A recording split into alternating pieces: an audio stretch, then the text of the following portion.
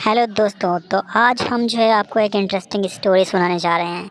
इस स्टोरी में एक गांव रहता है और उस गांव में तीन दोस्त रहते हैं। वे तीनों जो है बहुत अच्छे दोस्त रहते हैं। तीनों जो है एक दूसरे की सलाह मानते हैं। जो भी सभी कहते हैं वो एक दूसरे की बात जो है सभी मानते हैं और उनका पालन भी करते हैं। लेकिन उसमें एक दोस्त रहता है जो थोड़ा घमंडी रहता है। वो अपनी बात ज़्यादा मनवाया करता है। जो एक बार वो बोल देता है समझो उसी को करने की कोशिश करता है। और वो जो दो दोस्त रहते हैं वो उसकी वजह से इस वाली हरकत की वजह से कभी कभी परेशान रहते हैं। वे तीनों साथ में स्कूल जाया करते हैं, साथ में रहते हैं, घूमते हैं, बाजार जाते हैं।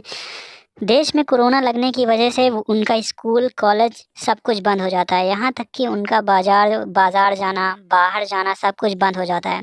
यहाँ तक कि वो तीनों जो है आपस में मिल भी नहीं पाते। एक दिन वे तीनों जो है आपस में फ़ोन करते हैं और फ़ोन करने के बाद एक जगह मिलने की प्लानिंग बना लेते हैं। वो लोग जो है एक जगह मिलते हैं। वहाँ मिलने के बाद वो तीनों जो है कहीं घूमने की प्लानिंग बनाते हैं। और उस प्लानिंग में वो तीनों आपस में डिस्कस करते हैं कि हमको जो है कहाँ घूमना है, क्या करना है। तो वे तीनों जो है आपस में प्लानिंग करते हैं। प्लानिंग करने के बाद एक डेट फिक्स करते हैं कि इस डेट को हमें बाहर घूमने जाना है। तो वो डेट जब आई तो उस दिन वो तीनों जो है अपने घर में अपने घर वालों को मनाने की कोशिश करते हैं। लेकिन उनके घर वाले मानते नहीं क्योंकि देश में कोरोना लगा होता है। शायद इनको भी कोरोना हो जाए तो फिर वो लोग क्या करेंगे। लेकिन ये तीनों जो है अपनी ज़िद के आगे अपने घर वालों की एक भी नहीं सुनते। उसके बाद इनके घर वाले जो है रेडी हो जाते हैं इनको भेजने के लिए। उसके बाद ये तीनों तैयार होते हैं और पहाड़ी क्षेत्रों की तरफ निकल पड़ते हैं। ये तीनों इतना एंजॉय करते हैं कि भूल जाते हैं कि रात होने वाली है। तो खूब एंजॉय करने के बाद वो लोग थक जाते हैं और सोचते हैं कि चलो अब घर वापस चला जाए। लेकिन उनको ये नहीं पता रहता कि हाँ रात हो गई है। और जैसे ही वो लोग घर वापस वापस आते हैं तो बहुत ज़्यादा अंधेरा हो जाता है और बीच में जंगल भी पड़ता है। इस वजह से वो लोग सोचते हैं कि चलो यहीं कहीं जो है रुका जाए। तो जैसे ही वो लोग आगे जाते हैं तो उन्हें एक हवेली दिखाई देती है। हवेली दिखाई देती है और वहाँ पे जो है उस जगह का माहौल ठीक नहीं रहता। वहाँ अजीब अजीब हरकतें होती रहती हैं। कोई और घर नहीं रहता, कोई पास पड़ोस में कोई नहीं रहता। तो उसमें से जो दो दोस्त रहते हैं वो बहुत ज़्यादा डर जाते हैं कि नहीं चलो अपने घर ही चलते हैं, ज़्यादा ठीक रहेगा, या तो आगे चल के रुक जाते हैं।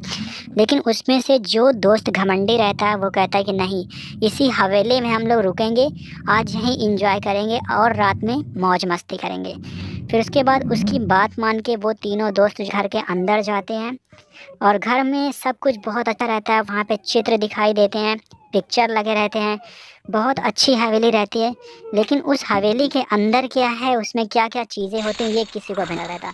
वे तीनों अंदर जाते हैं, रात को खूब मौज मस्ती करते हैं। उसके बाद उसमें से एक दोस्तों को कुछ हालात ठीक नहीं दिखाई देता। मतलब कि उसको अजीब अजीब हरकतें होती हुई दिखाई दी हैं।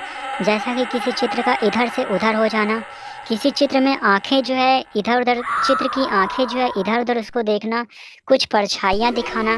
तो ये सब हरकतें और इधर उधर की आवाज़ें हुए सुनाई देना उसको, ये सब चीज़ें जो है वो अपने दोनों दोस्तों से बताता है। लेकिन उसको दोनों दोस्त जो है उसकी बातों पे ध्यान नहीं देते। उसके बाद जो है एक दोस्त और फ्रेश होने के लिए वॉशरूम जाता है और उस वॉशरूम में जैसे ही वो जाता है तो वहाँ से पानी की जगह खून निकलता हुआ दिखाई देता है, जिससे वो डर जाता है और बाहर आके अपने दोनों दोस्तों को बताता है। लेकिन अगला जो दोस्त रहता है वो तो उसकी बात पे विश्वास कर लेता है। लेकिन जो दोस्त घमंडी रहता है वो कहता है नहीं, ये सब झूठ है, ऐसा कुछ नहीं है, ये सब कुछ नहीं है, आप लोग जो है बिना फालतू में इधर उधर के डर रहे हैं।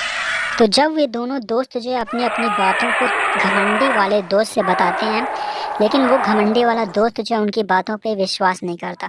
वो उनसे कहता है कि नहीं, तुम दोनों डर गए हो, ऐसा कुछ नहीं है, भूत ऊत कुछ नहीं होते हैं।